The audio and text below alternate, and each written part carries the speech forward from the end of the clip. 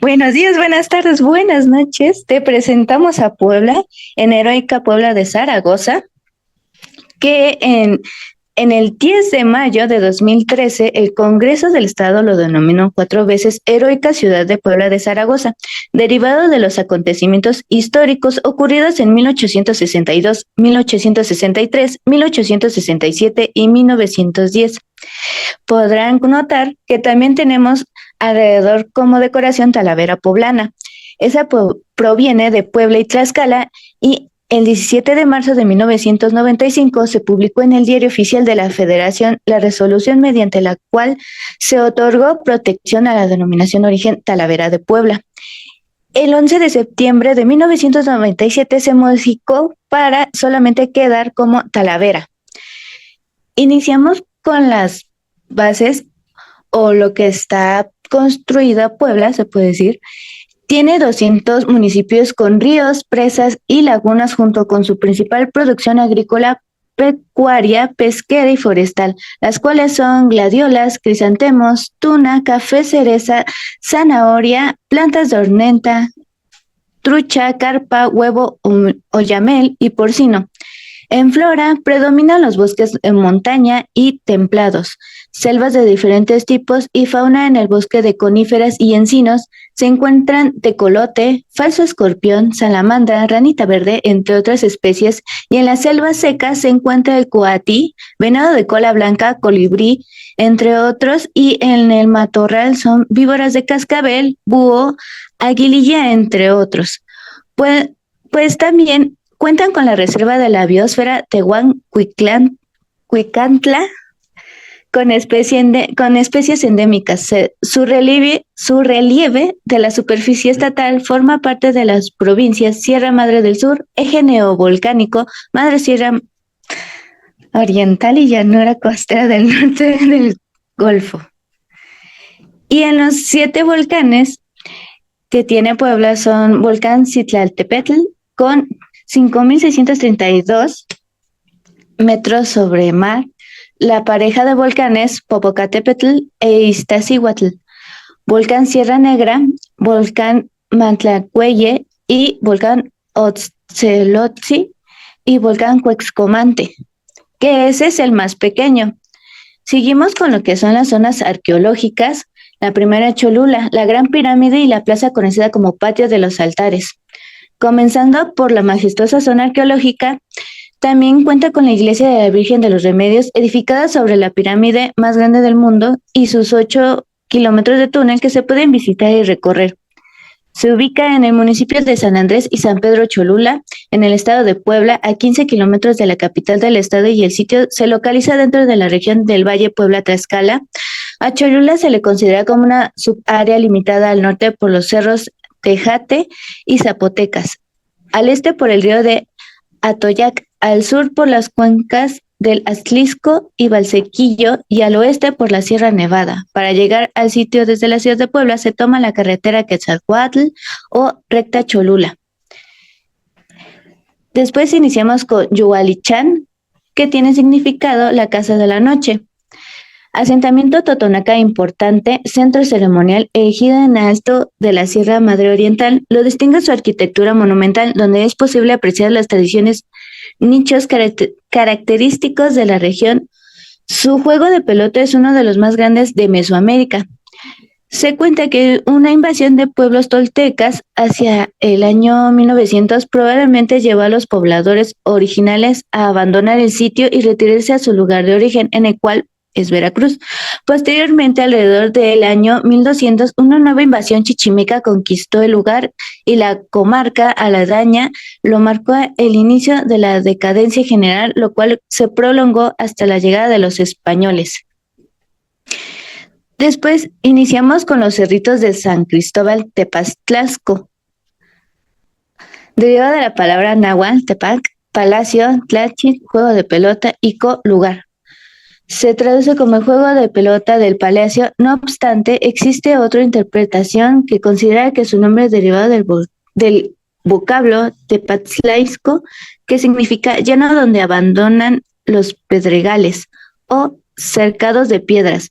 Comúnmente es conocido como los cerritos de San Cristóbal Tepatlasco, pese a que no comparten por completo todas las características de dicha fase. Los estudios del área se supone que esto puede deberse a la proximidad del asentamiento Tlanancaleca, ciudad prehispánica contemporánea, que bien pudo influir en el encantamiento Tepatlasco.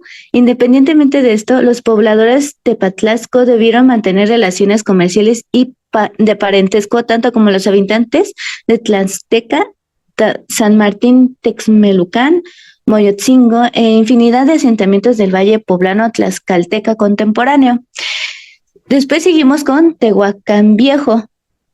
Actualmente están exploradas 16 de las 126 hectáreas que comprende la ciudad.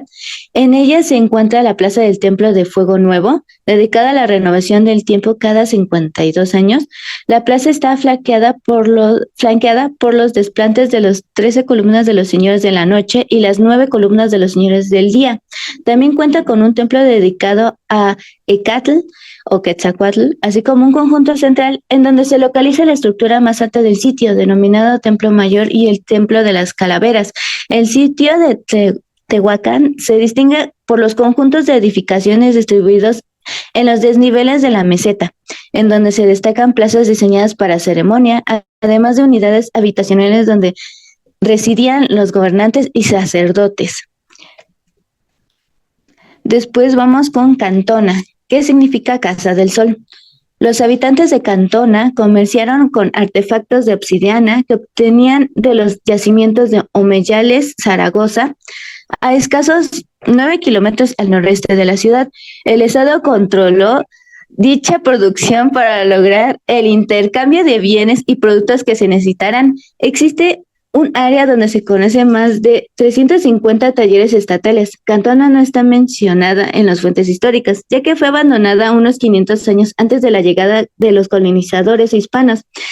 En la actualidad se ha explorado y habitado la porción sur de la ciudad, que abarca buena parte del centro cívico y religioso principal, en las calles, plazas cerradas con pirámides y 6 juegos de pelota, así como unidades habitacionales tanto para la élite como populares, especialmente dignos de visitarse con la Plaza Oriente o Pirámide del Mirador, desde lo que se observa un sector importante del sur de la ciudad, lo mismo que los talleres estatales, el conjunto de juego de pelota 7 y el conjunto arquitectónico vecino, lo mismo que el conjunto de juego de pelota 5, que permite contemplar el extremo poniente de la Acrópolis.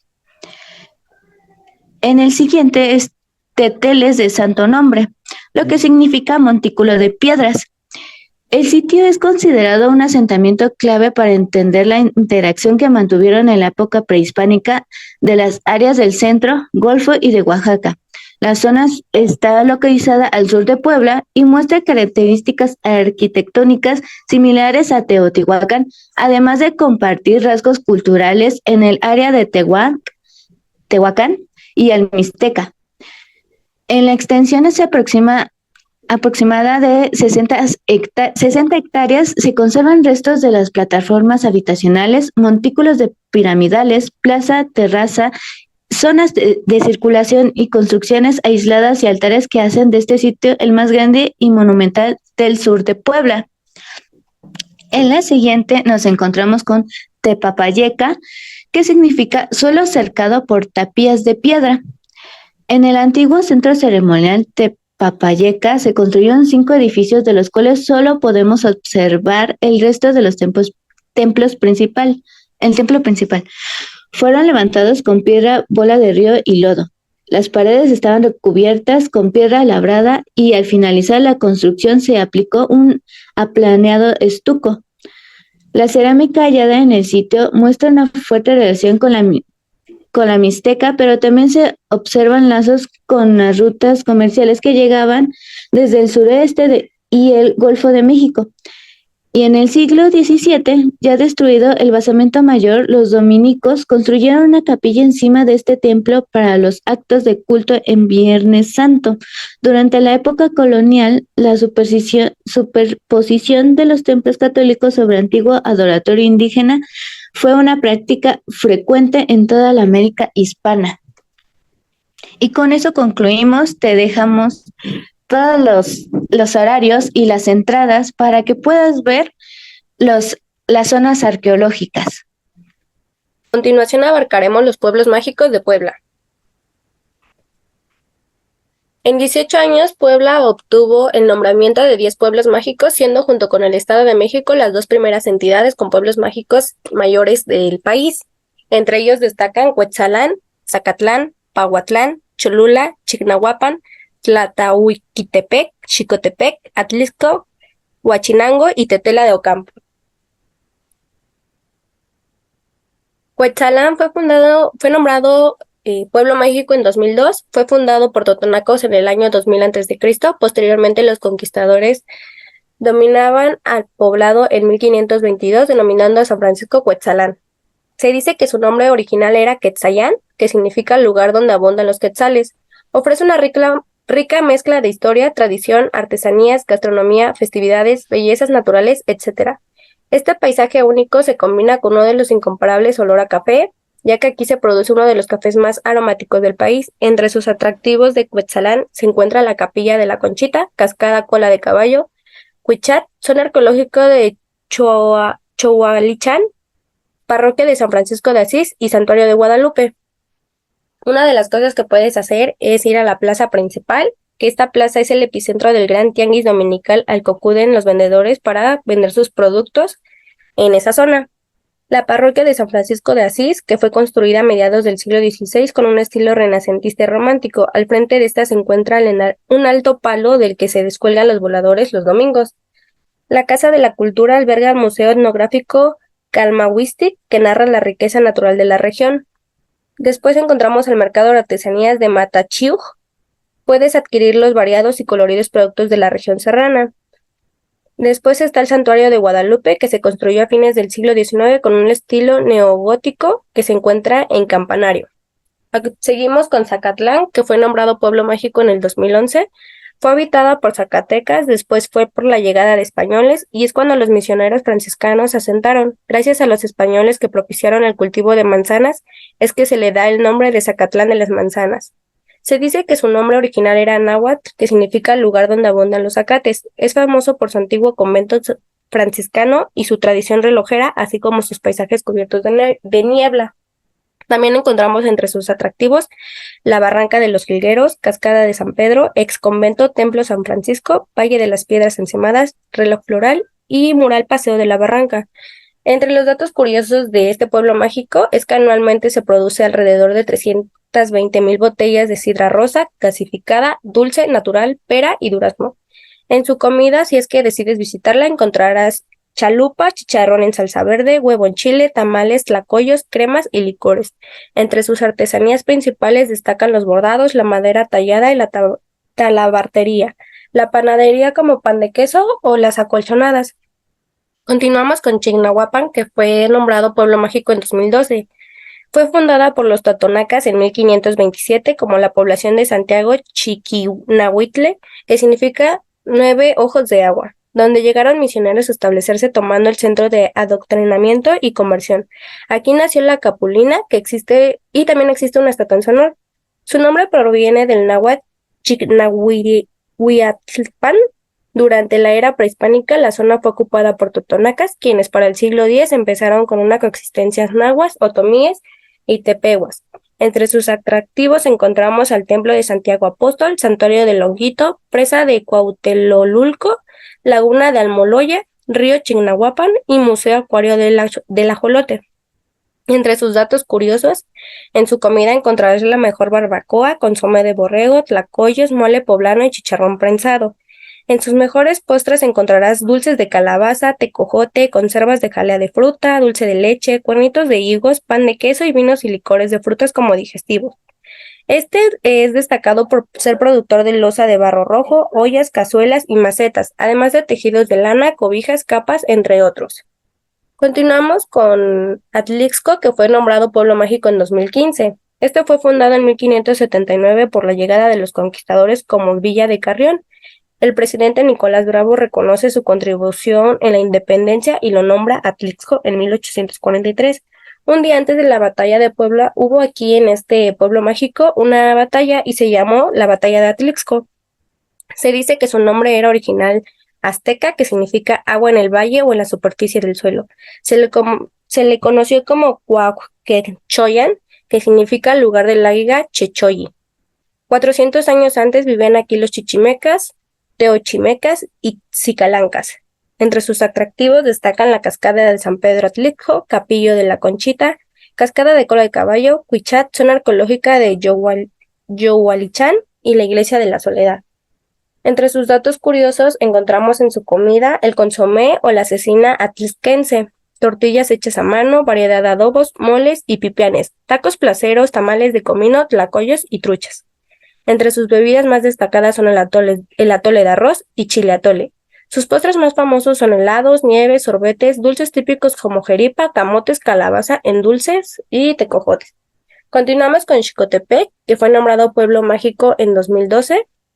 En sus orígenes fue habitado por olmecas, otomíes, totonacos, huastecos y nahuas, cuyo misticio pertenece hasta nuestros días. Gracias al arribo de evangelizadores en 1533, originó el nombre de San José de Xicotepec.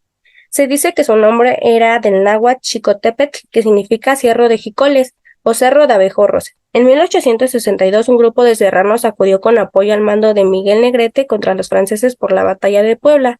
Por la victoria de los republicanos es que se complementa el nombre del apellido del presidente de ese entonces, siendo ahora Xicotepec de Juárez. Entre sus atractivos te puedes encontrar la cascada de Tlaxcalantongo, Monumental Virgen de Guadalupe, Museo Trilobite, Parroquia de San Juan Bautista, Río y Puente San Marcos, Centro Ceremonial Xochipila. Entre sus datos curiosos, en su comida encontrarás de acamayas, que son crustáceos, con salsa macha elaborada con hormiga chicala, molotes de tinga. Entre sus bebidas destacan el café de Xicotepec, licores artesanales elaborados con acajul, que es una fruta que se da allá, café, guanábana o naranja. Entre sus postres encontrarás leche quemada, un jamoncillo, un dulce o un pan de queso. Es un importante productor de café, por lo que existen muchos collares y bisuterías elaborados con estas semillas. De igual forma, trabajan en tejidos de bambú, mimbrete o titsí, blusas y vestidos bordados. Cabe destacar que cada uno de estos fue dependiendo en general por el pueblo mágico. Danzas tradicionales. Como primer punto, hablaremos de las danzas de los negritos, que aunque este suele llevarse a cabo en diversas partes del centro de México y el Golfo, como Hidalgo y Veracruz, es en Puebla donde toma mayor dramatismo e importancia religiosa. La danza representa el proceso de esclavitud de la población africana que llegó a la Nueva España para servir. Los danzantes cuentan con una indumentaria de color negro, telas gruesas, camisas blancas y corbatas. La danza de los tecuanes. Proviene de la región de Acatlán de Osorio. La danza de los tecuanes representa a dos tribus que derrotaron a un jaguar dentro de la cultura olmeca. Los danzantes, suelen mezclar las prendas de un tacuán y un charro, además de agregar otros elementos llamativos como sombreros, listones y cuerdas. Danza de Migueles. La danza de los Migueles se lleva a cabo durante la procesión de San Miguel de Arcángel en la región de Chinacapán. En el norte de Puebla, la danza consiste en la representación de la lucha del mal contra el bien, siendo los Migueles, personificación de San Miguel Arcángel, los principales de la milicia celestial que combaten los demonios. Danza de los Quetzales. La danza de los Quetzales se trata quizá de la danza más importante y representativa de todo el estado, y no lo decimos solo por su tradicional vestimenta, una típica corona de plumas de quetzal y prendas llamativas y coloridas, sino por su origen tolteca y por ser una danza dedicada al sol. En la actualidad se sigue llevando a cabo por comunidades indígenas nahuas y totonacas que Cuetzalan y sus alrededores, además de celebrarse en las fiestas de San Miguel Tzinacapán. Danza de los tejoneros. Hay varios mitos acerca del origen de la danza de los huehues, ya que algunas versiones dicen que se originó en Veracruz y otras dicen que provienen de las tradiciones que tenían las culturas azteca, además de que cada uno le da diferente sentido a la danza viva. México se dice que comenzó este baile con la costumbre del Día de Muertos en la región huasteca en el lugar de Chantolo, donde viejos sabios llamados huahuas ayudaron a las viudas a encontrar cobijo luego de que sus esposos morían en batalla durante la época prehispánica, aunque en realidad existen muchas versiones sobre el origen de esta danza. Se menciona que la tradición del baile de los huehues se origina del estado de Tlaxcala. Después fue llevado a Puebla por algunas personas que ayudaron a fundar esta ciudad. Alrededor del siglo XVII, los colonizadores españoles comenzaron a impartirles a los indígenas tlaxcaltecas la tradición de carnaval como un método para evangelizarlos. Danza de los Voladores. Es una importante celebración religiosa de México. Su origen es antiguo y se afirma que se remonta en el periodo preclásico. Se trata de un ritual asociado a la fertilidad. Según algunos antropólogos, el descenso de los voladores o danzantes simboliza la caída de la lluvia. Los voladores suben hasta un tronco de árbol de pino de unos 25 metros de altura, alrededor del cual dan vueltas y posteriormente descienden. Cuentan con una indumentaria especial y muy colorida. El ritual o danza de los voladores de Papantla se lleva a cabo en muchos lugares de México, además de en Papantla, Veracruz, también en comunidades de Puebla, Hidalgo, el mismo estado de Veracruz y por supuesto en el Parque Xcaret en Cancún, Quintana Roo. Ahora vamos con las leyendas. Ok, como primera leyenda tengo que la China poblana. La leyenda de la China poblana es la historia de una joven princesa de Agra, al norte de la India, llamada Mirat. Un día Mirat fue capturada por piratas mientras recolectaba conchas y las llevaba con un barco a Cochin, el sureste de India. Mirat fue vendida como esclava y comprada por Miguel de Sosa, un capitán de Puebla, México, quien quería una esclava china para su esposa. En ese momento, se bautizó perdón. En ese momento Mirat fue bautizada y su nombre cambió a Catarina de San Juan. La muerte de Miguel de Sosa y de su esposa le concedió a Catarina su libertad y la oportunidad de perseguir sus sueños. Catarina se casó con el sirviente chino de Domínguez Suárez. La vestimenta de la China poblana fue característico, ya que se caracterizó por tener un fuerte color y la originalidad en el corte y el estilo. Llamaban la atención en una sociedad que solo tenía 3 modelos en el atuendo femenino: los vistosos trajes indígenas, elaborados de algodón y bordados a mano, la vestimenta importada de España, pletoria de sedas y terciopelos para las clases dominantes, y la moda burda y ruda para los mayoristas desposeídas. Después seguimos con el Callejón del Muerto. Corría el año 1875 cuando, en una madrugada dominada por una fuerte lluvia, don Anastasio Priego, el acaudalado dueño del mesón de Priego, se vio obligado a dejar una casa en busca de doña Simonita, la mejor partera del barrio de Analco, pues su esposa estaba a punto de dar a luz. A pesar de las condiciones climáticas y de la insistencia de sus sirvientes porque aceptara ir acompañado, don Anastasio decidió emprender camino por su cuenta, sin importarle los peligros a los que pudiera enfrentarse. Así, con sombrero, capa y espada, dejó su hogar y se adentró a la oscuridad de las altas horas de la madrugada. Don Anastasio se dirigió a la parroquia de Analco, que en aquel entonces también era un panteón, y cruzó hacia la calle de Santo Tomás. Una vez que llegó al antiguo callejón de Illescas, un malhechor se interpuso en su camino de forma tempestuosa y amenazó con arrebatarle la vida si se negaba a entregarle todo su oro. Por desgracia para el asaltante, don Anastasio era conocido por ser uno de los mejores esgrimistas de su época, y no dudó un segundo en defenderse. Lleno de destreza, el hombre, que estaba por convertirse en padre, desenfundó su espada y en 2 por 3 atravesó el corazón de su atacante, dejándolo tendido en aquel callejón. Presuroso y sin saber a ciencia cierta el destino del criminal, don Anastasio fue al encuentro de doña Simonita, con quien regresó a su casa por el puente de Obando, evitando pasar por el lugar del fatal acontecimiento. Perfecto. Y llegando justo a tiempo para que el partero ayudara a recibir a los gemelos de don Anastasio y su esposa, doña Julieta Domínguez. Al finalizar la labor de la partera, don Anastasio la llevó de vuelta a su casa, oportunidad que aprovechó para saber qué había ocurrido con el hombre del callejón. Al llegar, vio que el destino del ladrón había sido la muerte y que un grupo de curiosos se encontraba rodeando el cuerpo del ladrón. Había sido la muerte, y que una disculpa, rogando por su alma.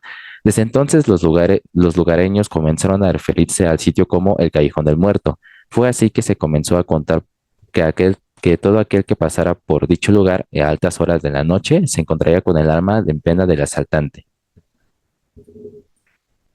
Y bueno, vamos con lo que es los volcanes de Popocatépetl e Iztaccíhuatl. Hace ya miles de años, cuando el imperio azteca estaba en su esplendor y dominaba el Valle de México, como práctica común sometían a los pueblos vecinos, refiriéndose un atributo obligado. Fue entonces cuando el cacique de los tlaxcaltecas, acérrimos enemigos de los aztecas, cansado de esta terrible opresión, decidió luchar por la libertad de su pueblo. El cacique tenía una hija llamada Iztaccíhuatl, era la princesa más bella, y depositó su amor en el joven Popocatépetl, uno de los más apuestos guerreros de su pueblo. Ambos se profesaban un inmenso amor, por lo que antes de partir a la guerra, Popocatépetl pidió al cacique la mano de la princesa Iztaccíhuatl. El padre accedió gustoso y prometió recibirlo con una gran celebración para darle la mano de su hija si regresaba victorioso de la batalla.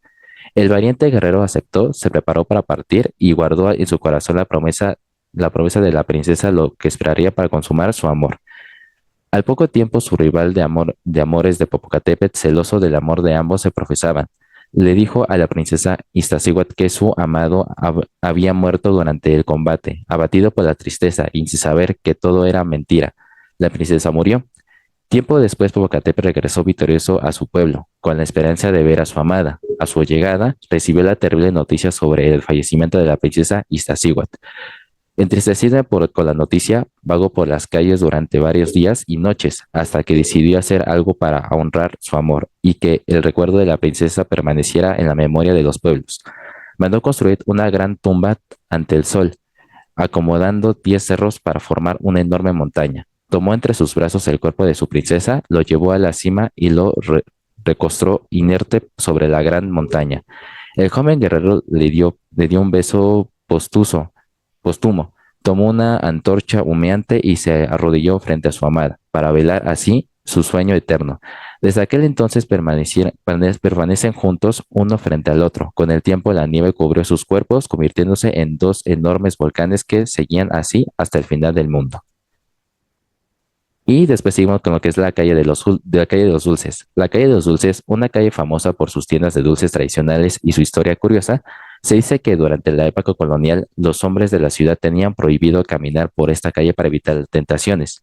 Los hombres que violaban esta regla eran castigados públicamente. En la actualidad, la calle es un lugar popular para los turistas que buscan probar dulces locales.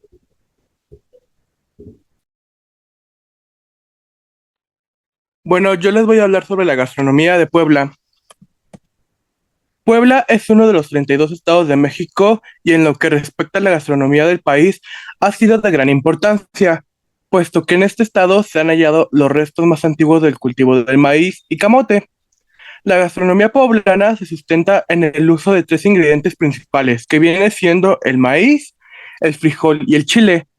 Es reconocido a nivel internacional por su variedad y su historia, debido a que sus platillos son exquisitos al gusto y son variados, no nada más son como que uno o, pues sí, pocos básicamente.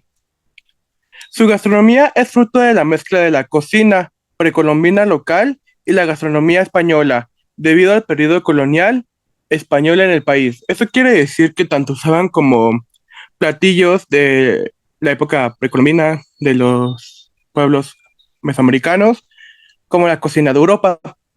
Los primeros evangelizadores fueron franciscanos y las monjas más famosas las de Santa Clara. A estas dos órdenes debemos la creación de deliciosas barrocas tanto en arquitectura como en gastronomía, para sorpresa placentera de propios y extraños. Mientras tanto, mientras que Sor Juana Inés de la Cruz hacía versos notables, otras monjas se dedicaban a la cocina. Por ejemplo, Sor Andrea rescató así una salsa autóctona, la adicionó con vituallas variadas y creó el mole poblano.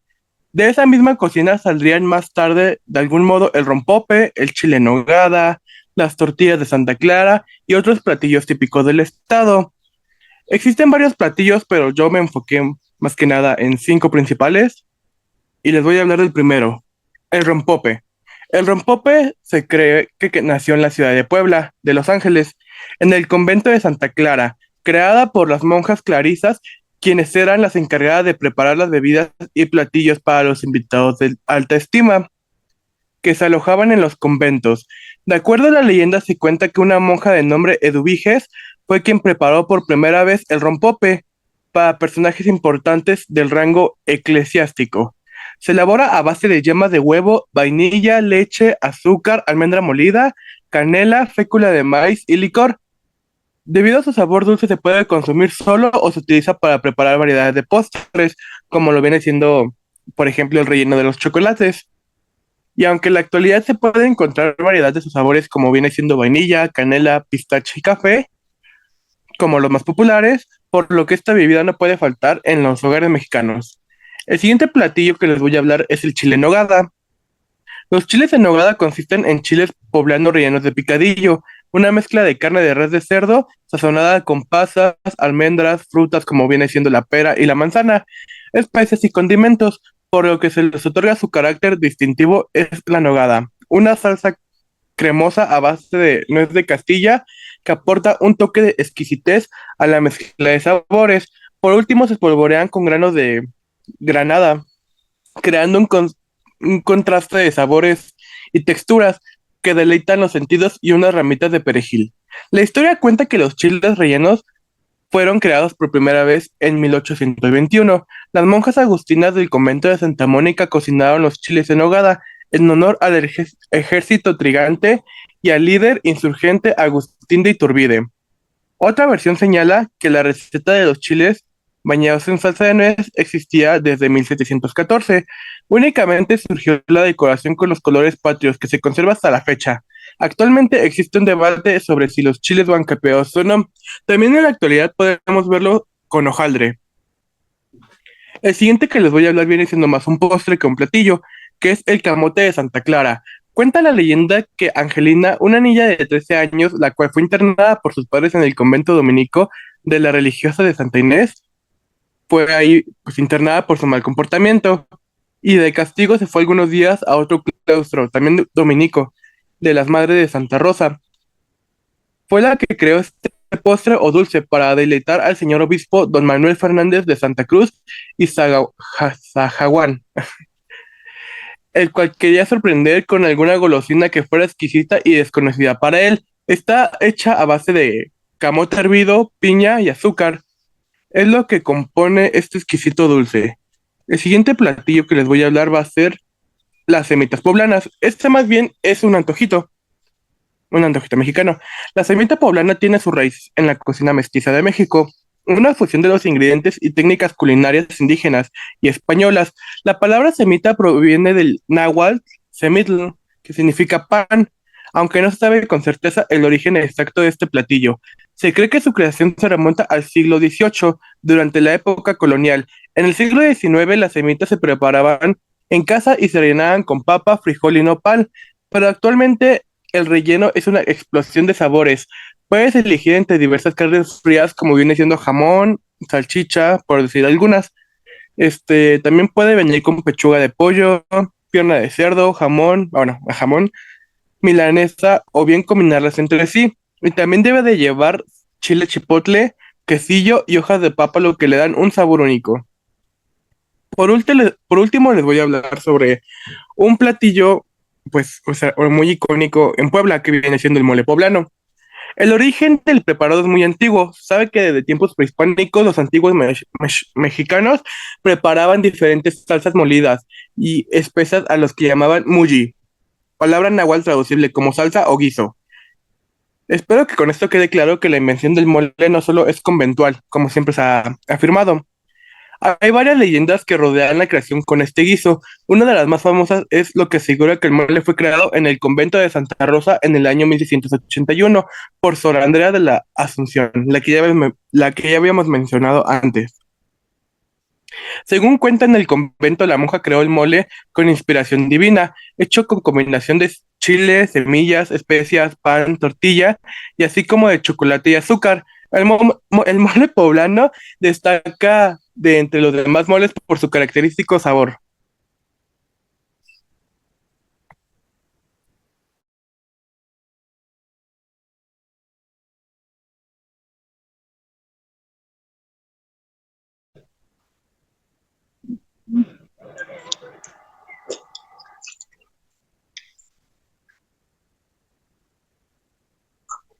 Bueno, yo les voy a hablar sobre las creencias y rituales de Puebla.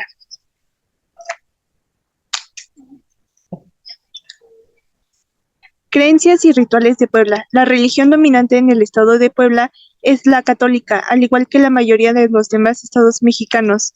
Sin embargo, existen otras religiones entre protestantes y orientales, como los testigos de Jehová, el judaísmo, los evangélicos, los mormones, el budaísmo y el islam, perdón. La evidencia de las creencias indígenas no están marcadas notablemente como creencias religiosas. Sin embargo, los vestigios de estas poblaciones se encuentran explícitas en artesanías y la gastronomía. Santa Cruz, Analco, Puebla. En Santa Cruz, Analco, la muerte es acontecimiento que va acompañado de diversos rituales y creencias, que alimenta de las raíces culturales, religiosas y étnicas, la prehispánica y la española. De este surgió un sincretismo cultural y espiritual en torno a este suceso y con base a la religión. Esta cultura se fue moldeando y adaptando a lo largo del tiempo. El catolicismo ofreció nuevas imágenes religiosas y concepciones morales de los cristianos ultraterrenales del ser humano, así como el temor. Cholula, Puebla. En Cholula encontramos el santuario de la Virgen de los Remedios, que se encuentra construida encima de una pirámide, con el fin de remarcar la creencia del catolicismo, por encima de las antiguas creencias prehispánicas, pero aún así podemos visitar las ruinas de la antigua civilización cholulteca. Santa María Tonancincla, San Andrés Cholula. Santa María Tenochtitlan es el tercer templo más visitado de Puebla y el único en el que las creencias religiosas indígenas no se sucumbieron a la dominación española, permitiéndoles a los indígenas plasmar sus inquietudes artísticas y religiosas, representando en la cúpula del cielo de Tlaloc, dios de la lluvia, y cada carita que se ve no es un ángel, sino un indígena que murió por un rayo o ahogado y reencarnó en este cielo. Su exuberante decoración con motivos indígenas, flores, frutas y plantas expone una mezcla entre el mundo prehispánico y el mundo cristiano. Templo de San Joaquín y Santa Ana de las Religiosas Capuchinas, Puebla. Cada 10 de agosto, decenas de creyentes acuden al templo para celebrar la fiesta del niño cieguito, que es una de las imágenes religiosas más emblemáticas de Puebla, pues contiene un gran misticismo para los devotos quienes asisten para pedir por su salud y bienestar. Existen diferentes versiones que relatan el origen de esta figura eclesiástica. La más popular es de la Virgen de la Merced, que llevaba en los brazos a un pequeño niño Jesús con esmeraldas en los ojos. Una noche, un hombre se escondió para robar. Notó los ojos brillantes del niño Dios, así que lo tomó y se lo llevó con una herramienta filosa. Retiró las gemas y empezó a tirar lágrimas de sangre. Templo de Santa Mónica, Puebla. El templo de Santa Mónica se encuentra el Señor de las Maravillas. Es la imagen religiosa más venerada en Puebla, visitada por muchos turistas. Llegó al templo luego de que un grupo de monjas agustinas ganó una rifa y fue trasladado al exconvento, en el que surgieron los chiles en nogada. Un relato popular cuenta que una mujer acudía todos los días para venerar a Jesús y le pedía protección para su esposo preso, pero un día conoció otro preso a quien decidió llevarle comida. El tiempo pasó y su esposo fue liberado. Ella continuó llevándole comida a este preso y hasta que un día su marido desconfió. ¿Qué llevas en ese canasto? Y ella contestó, maravillas para el Señor. En ese momento la comida se convirtió en flores y ambos buscaron el preso, pero ya no estaba y las flores fueron llevadas ante el Cristo. De ahí comenzó la devoción al Señor de las Maravillas.